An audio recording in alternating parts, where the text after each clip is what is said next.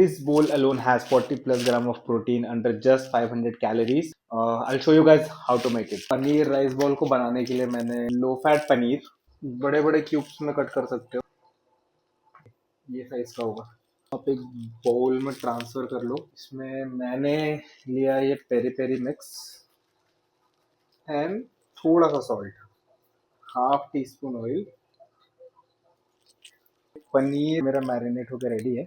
Sauce के लिए ये ब्लांच किया हुआ ब्रोकली, एक ग्रीन चिली, 5 गार्लिक क्लोव्स, थोड़ा योगर्ट में जाएगा बहुत सारा कोरिएंडर। अब इसको आपको जार पे चला देना है। ऐसा कुछ पेस्ट रेडी होगा।